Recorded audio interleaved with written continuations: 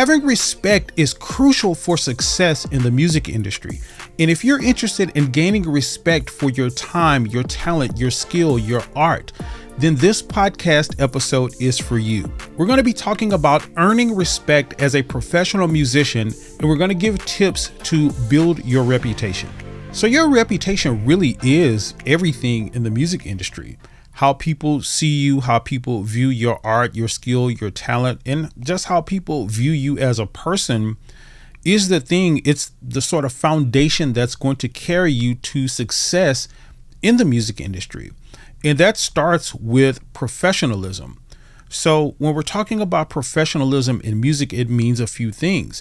It means having a respectable character. So the way that that plays out is that you have to show up as a professional person.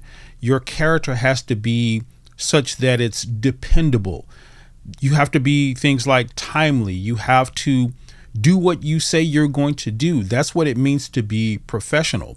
So like timeliness, being work withable, and a positive attitude, all of these things are important when you're talking about your character and earning respect. These are the types of things that earn respect versus what a lot of musicians and artists and bands do, or at least the people in those bands do. You know, they show up with bad attitudes. They have egos and all of this stuff where you don't even really want to work with them, and it's hard to work with them, even though they may be super talented. I know quite a few people that's like that. They're like super talented, but nobody really wants to work with them just because of their character. They lack professionalism, and they lack that sort of work withable character that makes people want to respect you. So that's what it means to earn respect, to show up in these ways to sort of elicit that respect from other people. And really what this is about is just understanding the music industry as a whole, because the music industry has many challenges, and you have to be able to navigate those challenges really, really well. So challenges are like, who's the people who's going to get gigs, and who's going to get the calls and all of this kind of stuff. And that's just like surface level stuff. There's plenty stuff under the surface.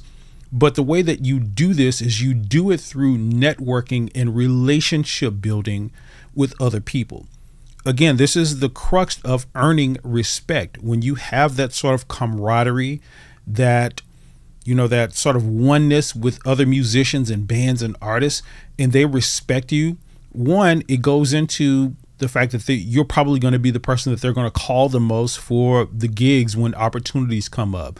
You get the calls for, major opportunities, even to go out on the road or to tour or to do some big gig overseas or anything like that. It comes through this relationship building and networking with other musicians and artists and bands. So this is why your reputation is really important. You have to have this foundation of a strong reputation, and you have to build this reputation over time such that people can respect you. Now, another way that you do this and sort of earn this respect from other people is you create a professional identity.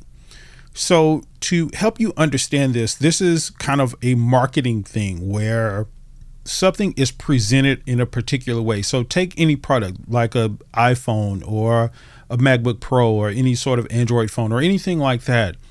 And the way that it's identified, the way that it's presented to the world is such that it earns respect, or it elicits respect from the people who potentially are going to buy it, right?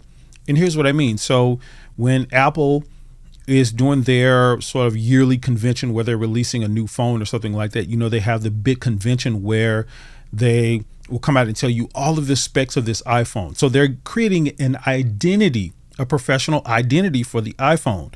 They're saying it has this kind of screen, it has this kind of display, it has these features, it has this kind of chip in it, it can do these things, the apps are simple, it has all of this. That's an identity, all of these characteristics that are coming as a part of that iPhone identity, right? Now, it's the same thing here with us musicians, where you have to identify your unique style and persona. And what that means is getting these characteristics, just like for the iPhone, getting these characteristics in about yourself that's going to become a part of your identity. Now, ideally, those things want to be professional qualities. You want those things to be really professional qualities. But really what goes into it is like having this sort of authenticity, and, this is what builds your credibility. So you want to be authentic with this identity. You want to create these sort of fake things about yourself, like showing up like, oh, I'm such the greatest musician in the world. I can do these things. I've done this. I've toured with these people. We've all met those kind of musicians. Where I live in one of the biggest cities here in the United States. And I remember when I first moved here, it was kind of weird. I was, doing my rounds and meeting a lot of musicians, and people would introduce themselves not even by their names, or they would introduce themselves with their names, but they would also add to that, hey, I'm such and such. I'm John. I toured with this artist. And I'm like, okay, cool. Like, you know what I mean? So they're trying to add these sort of credibility things to their names, and it just didn't really work out that well, at least for me in my book. I don't really care who you toured with. Like, I want to know if you're professional, if you can show up for a gig and, on time and all of that kind of stuff. So that kind of stuff says nothing to me. But this is what I mean by being authentic. You don't want to show up and puff up and like make yourself something that you're not. Just start eliciting professional characteristics. Like if you're a timely person, you can be timely. Like that's nothing that, you have to like sort of grow into. Just start being on time. Start doing what you say you're going to do. Be a person of your word. These are authentic characteristics that you can add to yourself in this sort of persona, in this professional identity that we're talking about. And also it does go into showcasing your sort of musical proficiency. On one hand, you don't want to show up and just be like a egotistical person and gloating about yourself and all of that kind of stuff. But also you do want to show that you have some skills. You don't want to show up in what I call, my saying is, you don't want to show up in last place. See, and what that means is you never want to be like the weakest person on the set. You know what I mean? The weakest person on the gig, like everybody has to babysit you. But the way you do this is you start to hone your skills on all of your primary instruments. So if you play piano, if you play guitar, bass, drums, if you sing, whatever, you want to really hone your skills on that. Take yourself to the next level. So many of us musicians get stuck at where we are and we don't learn and we don't grow.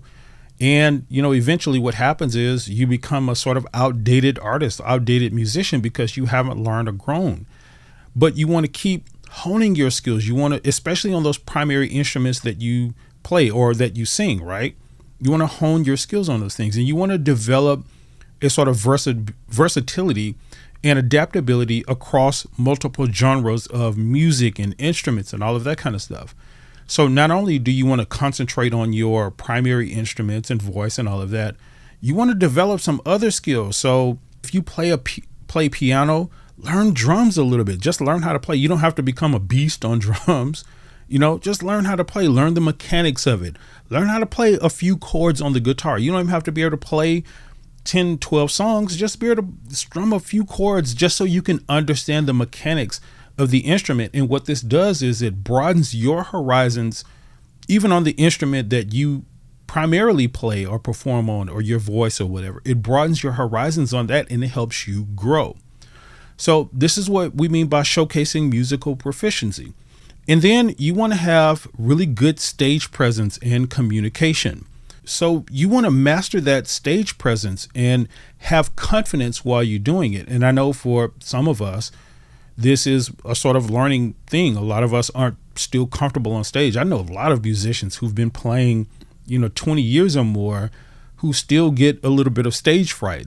For me, I've never understood that, but it's just, it is what it is. But to me, it sort of represents this thing where people haven't tried to grow and be more confident in what they do. Usually in the cases where it's people who still get nervous outside of some, just some inner thing they got going on. Outside of those circumstances, it's usually people who haven't sort of taken the time to hone their skills, and they're not confident, right? So they show up not really confident that they're going to do well and all of this kind of stuff. So that goes into them being nervous and having stage fright on stage. Whereas again, if you do what we just talked about earlier, you hone your skills, you practice, you broaden your horizons, this creates the confidence that you need when you're performing on stage, right? You don't have to worry about like, oh, I may mess up this or I may not get this right, because you've practiced, you got it down.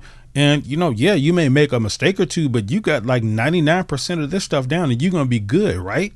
So this is what it means to have stage presence and, have that confidence while you're on stage. And again, this goes into earning respect. What we're talking about here is earning respect. So when you're able to do that, what happens is other people are able to see that and they respect you for it. When you can show up confidently, say, yeah, man, I know this music. Like, yeah, I got it down. That earns respect again, versus showing up like, man, I'm just kind of unsure, man. I went over the song, but man, I really don't know if I'm going to do it right. Like, nobody respects that kind of stuff, right? So again, this is what it means. So the other thing is you want to learn to effectively communicate with band members, collaborators, and the audience. This is a big thing, right? This goes into earning respect. When you're able to effectively communicate with people, when you're able to say, if somebody calls you for a gig and you say, yes, I can be there at this time. And, be clear about those things. This is just a simple example, but when you're clear about those things, about what you can and what you can't do, that elicits a lot of respect from people. Even if people may not be okay with it, like, hey, man, I can't do this gig coming up next month because I have this thing going on. I really would like to be there or whatever. That may make some people upset, but they will respect you for it. They will respect you for being honest and for saying, hey, I know I said I could do this and, I'm sorry I having to come back on it, but I wanted to give you as much notice as possible because this certain thing came up. Being able to effectively communicate stuff like that is what elicits respect. Now, again, you want to be careful about stuff like that. You don't want to start reneging on stuff if at all possible. You don't want to just renege on your commitments or anything like that. You want to keep your commitments because that goes into being professional, like we talked about earlier. But at the same time, if you have situations like that come up, you want to be able to effectively communicate what the issues are. And not even just situations like that. If you have a problem with someone in the band, or you have a problem with just the way the band is doing things, or one of the particular musicians are doing things, anything like that, and you're able to sit down and communicate effectively with them, these are the types of things that elicit respect, right? And it goes into your reputation when people are able to say, hey, me and this person got into an argument or we disagreed on something, but he came to me and he was able to sit down and talk to me about it. And we chopped it up and we came to some sort of agreement on it. Even though we still may not see eye to eye, I can respect the fact that this person came to me in this way, right?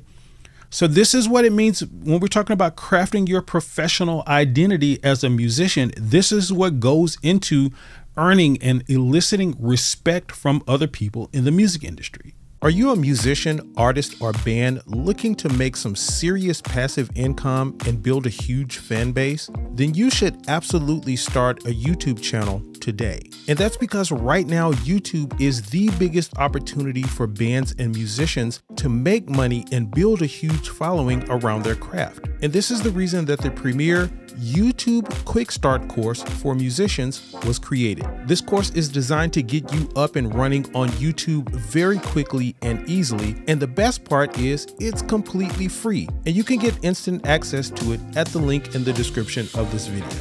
And another thing you want to do and concentrate on when you're talking about earning and eliciting respect from people in the music industry is you want to focus on building a respected online presence. Now, what we're talking about here is harnessing the power of social media. Whether we like it or not, we are in a social media world. There is not a single business or entity out there that's, even a single person. Most of the people in the world now are on at least one social media platform. This is, for a lot of people, one of the primary ways of communication. This is one of the primary ways of marketing, for businesses and all of this kind of stuff. So we live in a social media world. And what we as musicians and bands and artists have to do is we have to leverage this social media game that we're in order to gain the success that we're trying to gain.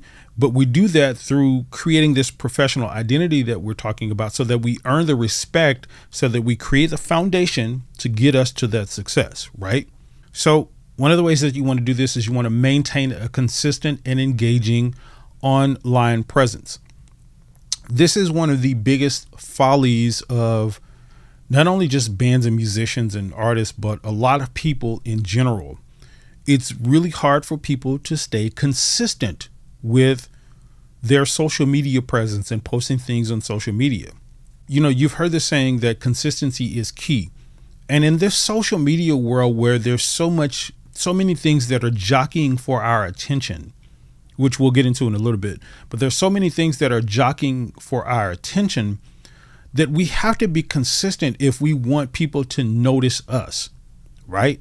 We can't just post a random post here and there and expect people to know who we are, and let alone respect us. They don't even know who we are. How are they going to respect us, right?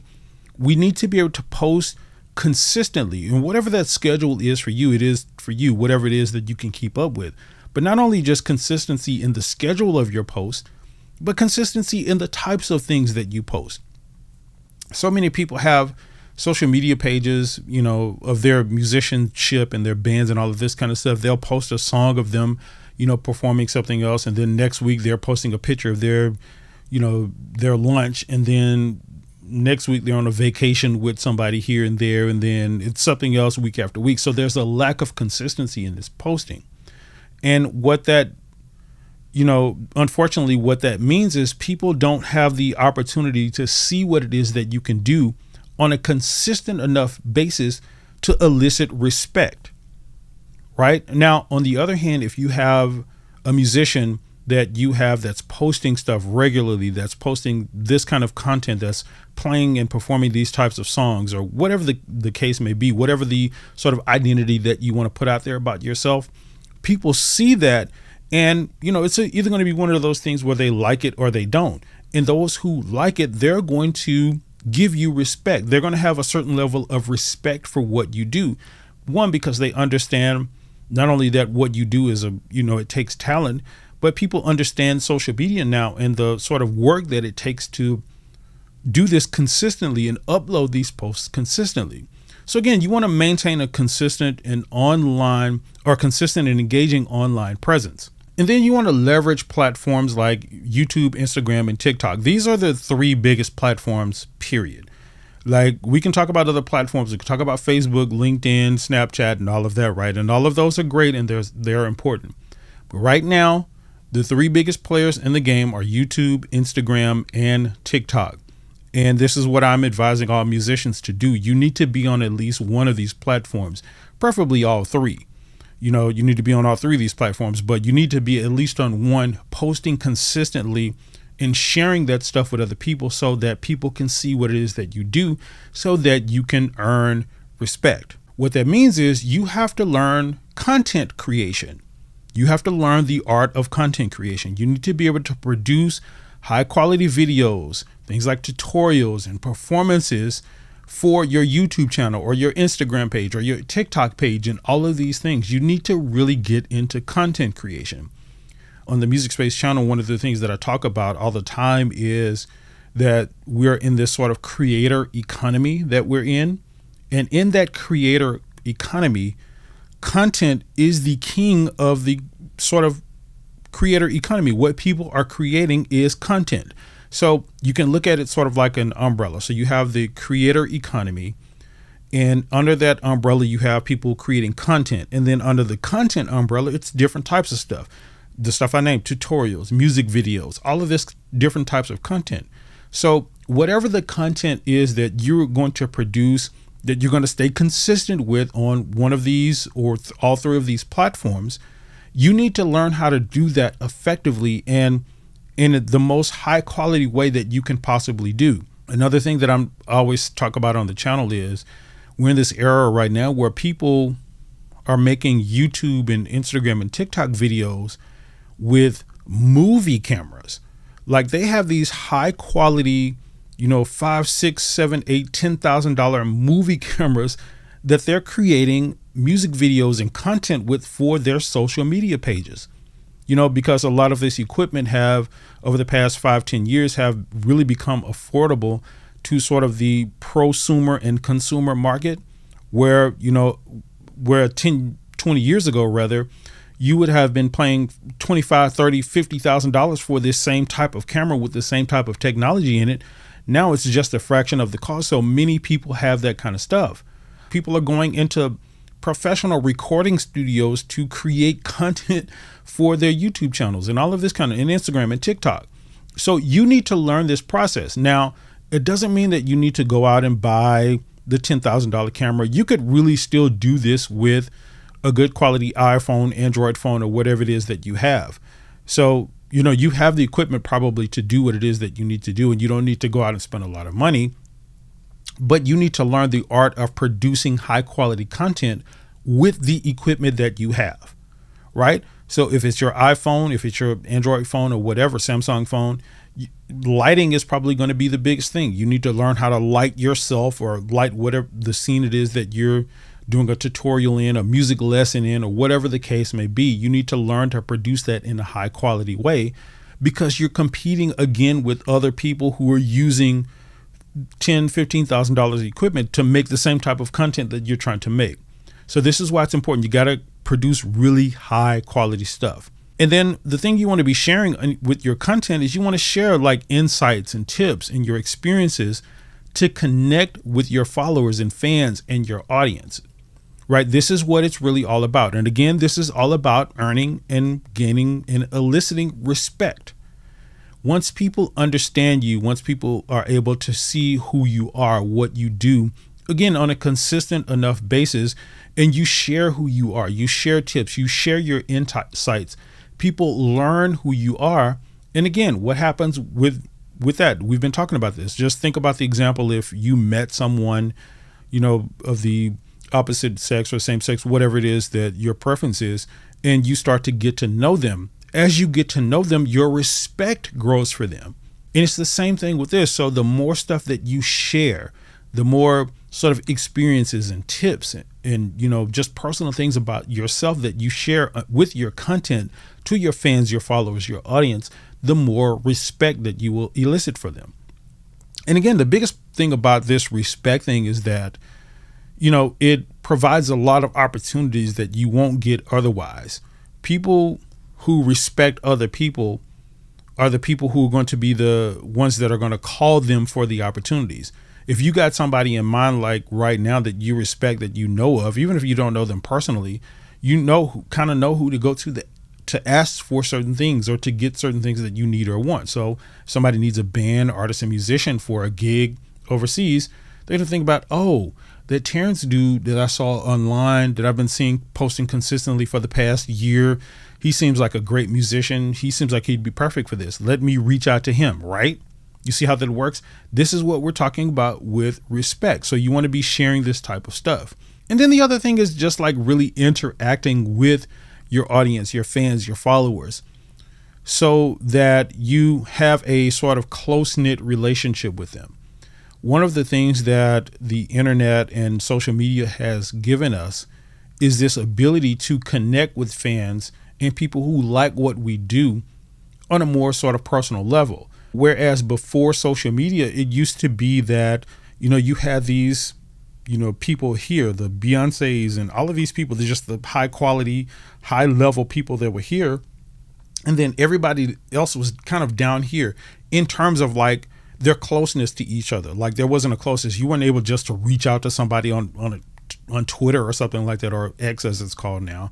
You wasn't able just to reach out to people, and share something with them and say, hey, I really like your music and stuff like that. You weren't able to do that. So, and this is one of the things that social media has given us, that sort of closeness.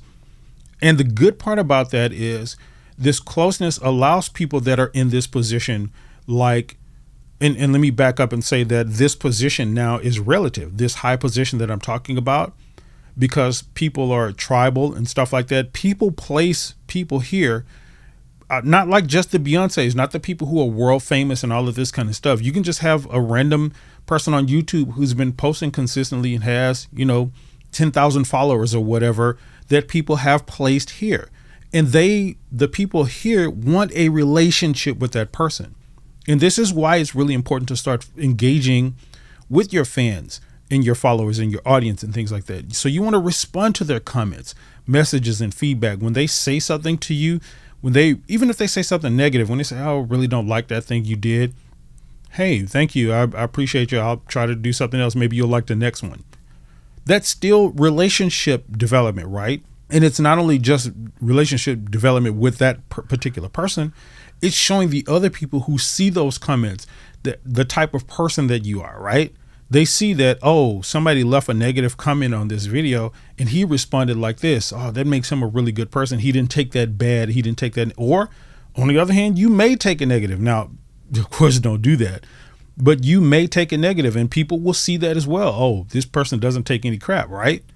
That kind of stuff. So either way, people are going to see you for the types of things that you post, and they're going to develop some sort of relationship with you. They're going to start seeing you in a particular way based on these responses.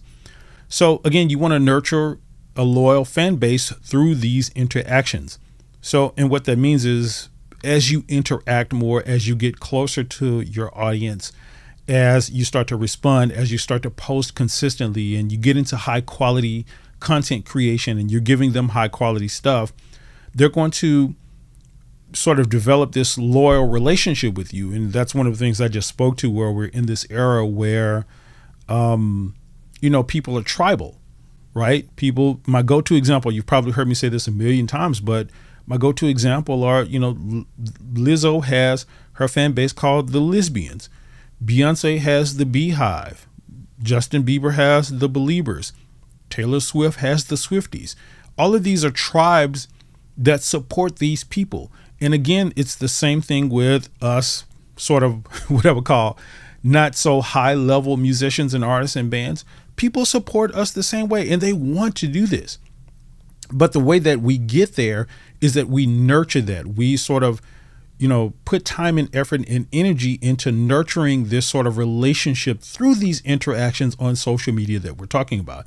And this is why it's really important to build a respected online presence. And so another really huge way of gaining respect and eliciting this respect that we're talking about so that you have this foundation of success is learning to navigate the music business landscape. This is something that is crucially important. Music business, the business side of what we do as musicians and artists and bands, I would argue is in a lot of respects more important than sometimes the music that we play and that we learn and that we spend time, honing our crafts and all of that type of stuff. At the very least, it's equivalent. Both of these things kind of go hand in hand. And we as musicians and artists and bands really need to learn to navigate this sort of landscape effectively. So one of the ways that we do that is we focus on networking and collaborations, in which we spoke about a little bit earlier. We build sort of these business relationships with people, sort of professional relationships. So, for example, you may have a lot of people that you work with, or I'll give you an example from my life. I do a lot of repeat gigs, or at least repeat businesses.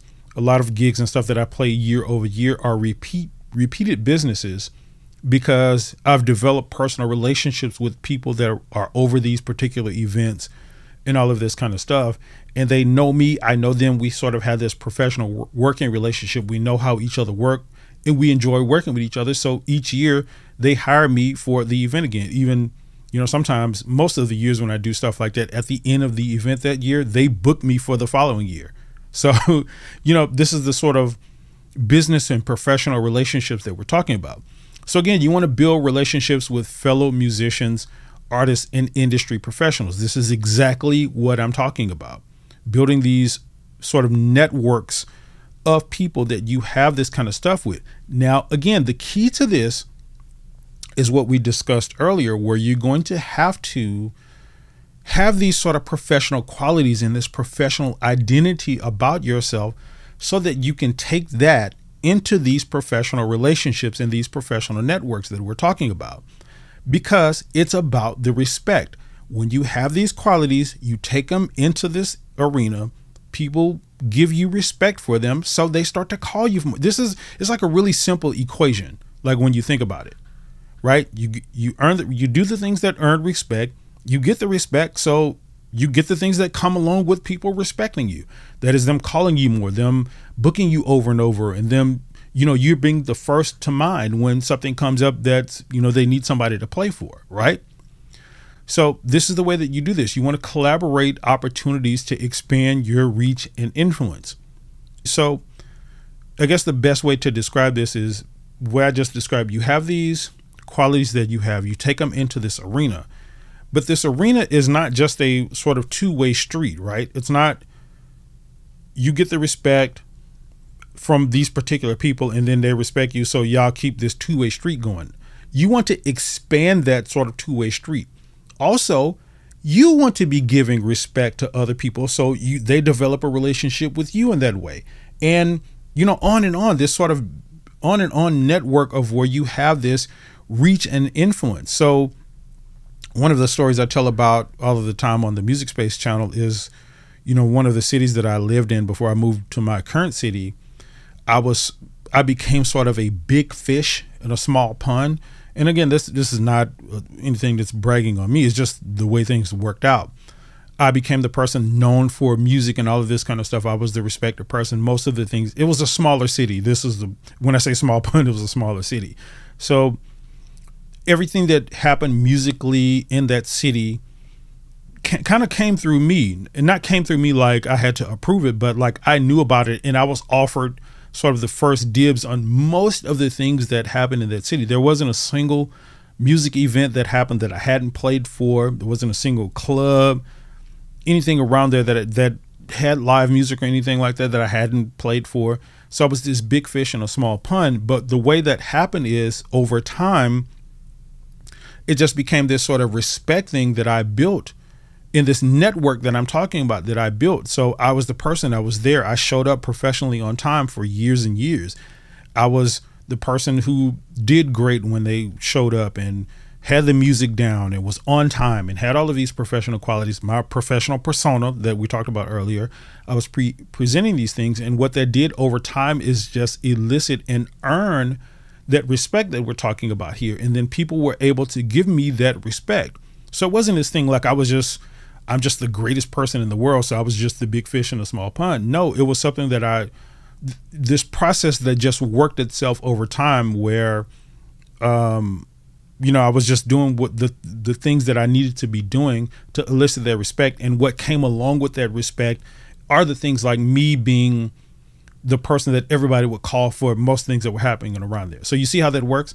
This is what we're talking about with this sort of network that we're talking about. So collaborating these opportunities to expand your reach. So when I would get opportunities, I would bring other people in with me, and that elicited respect from them and vice versa and all of this kind of stuff. And again, over time, that's the way this works. Now, the next thing is you want to think about managing your music career, right? This is something that's really important as well. So professionally booking gigs and concerts and events. This is like one of the things that earn respect in the way that, in a sort of almost superficial way, because when people see that you're playing for particular events and particular people and stuff like that, they automatically sort of develop this way that they see you. It's like, oh, this person is playing for this thing, this event, or this looks like a huge event, so they must be important. So I need to respect them, right? Now, you kind of want to be careful about this. Because this goes into being authentic. So you don't want to be like coming off like, oh, I'm all that, so I'm playing for these events. You're just showing these things so that people can see them, and then you're giving them the opportunity to think what they want to think about them. Now, if it comes to saying stuff like I'm telling you now, when I just gave you this story of the big fish in the small pond thing, I wasn't sitting here puffing myself up. I immediately said, hey, this doesn't mean that I'm just all that or anything. What I'm saying is that this just so happened that I worked this process. It just so happened, and I didn't even do it on purpose. It's just the way that I was and the way that I handle things. But the process worked itself, right?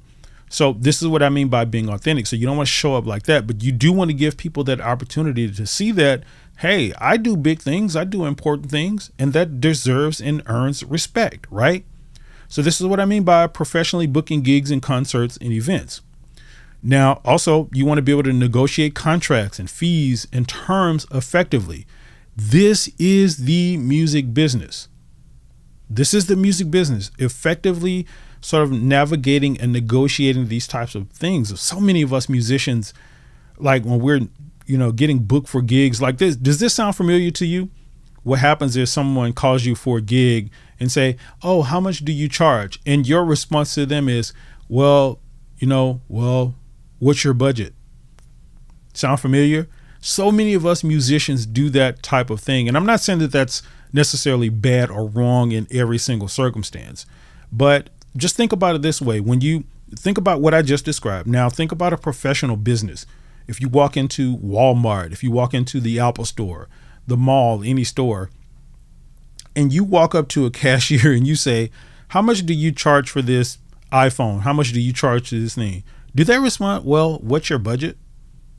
No, they say this particular thing costs this amount of money, right? But what happens is we as musicians and artists and bands don't do that because we're scared we're not going to get the gig, right?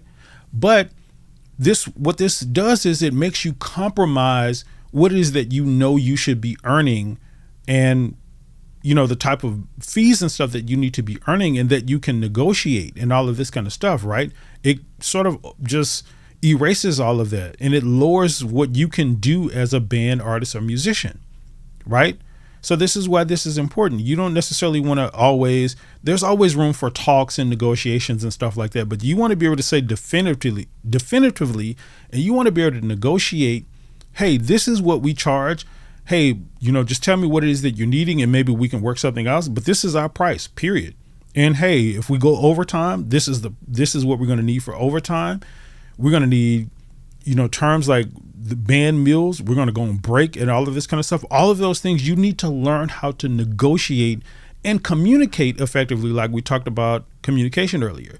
You need to be able to negotiate these things as best as possible. And now another important thing is you want to continue learning and growing. And this is something that I spoke to earlier about how so many musicians just kind of get stuck and stop learning and growing. We get into these ruts where it's like, especially a lot of us musicians who, are talented and, people tell us we're good and stuff all the time. We tend to develop this mindset of I've arrived and I don't really need to do a whole lot more work, and I can kind of just coast and cruise. Yeah, I'll learn something here and there if it shows up, but it's not a big thing. And what happens is, because of the way that the world works and sort of the world is moving like really quickly and things change and all of that, you get outdated really, really quickly. And you become that has-been musician where people were talking about, oh man, he was great back in the day. And I would hire him if we were playing, some 80s music, because he'd be perfect for that because he can kill on that. But like this new school stuff, like what are we doing here, right? So you want to continue learning and growing. You want to embrace that sort of growth mindset and stay open to new experiences, right?